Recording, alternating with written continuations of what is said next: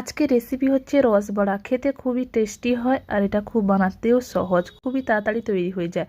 এখানে আমি নিয়েছি বিউলির ডাল। বিউলির ডালটাকে সারা রাত ধরে ভিজিয়ে রেখেছিলাম। ভিজিয়ে রাখার পর এটাকে জল ঝরিয়ে নিয়েছি এবং ভালো করে ধুয়েও নিয়েছি। এরপর একটা মিক্সিং বলে বিউলির ডালটাকে নিয়ে ভালো করে একটা পেস্ট করে নেব। বেশি স্মুথ পেস্ট তৈরি করবো না, একটু দরদরা ভাব রাখবো।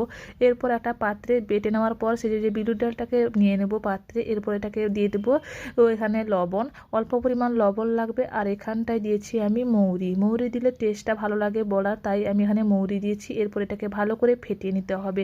ফেটানোটাকে ভালো করে ফেটাতে হবে, যত ভালো ফেটাবেন তত ভালো স্পঞ্জি এবং রসটাও ভালোভাবে ঢুকবে। এই ফেটানোটার সময় দেখুন আস্তে আস্তে কালারটা চেঞ্জ হচ্ছে এবং কত সুন্দর সাদা হয়ে গেছে দেখতে দেখুন।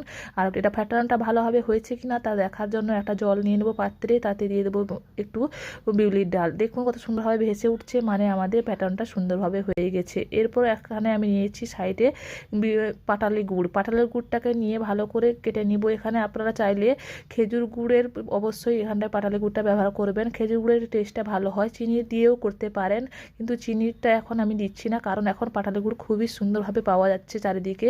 চারিদিকে শীতের মরশুমের জন্য পাটালি গুড় পাওয়া যাচ্ছে, তাই এখানে আমি পাটালি গুড় ব্যবহার করছি। আপনারা এখানটায় খেজুর যে লিকুইড গুড়টা পাওয়া যায় এটা অবশ্যই ব্যবহার করতে পারেন, কোনো অসুবিধা নেই। এখানে আমি জলে পাটালি গুড়টাকে দিয়ে ভালো করে একটু ফুটিয়ে নিব।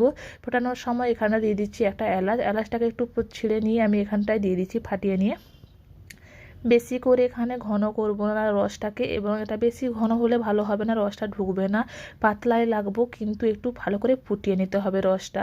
ভালো করে রসটা ফোটানো হয়ে গেছে, দেখুন কত লিকুইড আছে, বেশি ঘন করিনি। এটাকে একবার সাইডে রাখবো। এবার কড়াইয়ে তেল গরম করে নিয়ে বিউলির ডালের বড়াগুলো বানিয়ে নেব।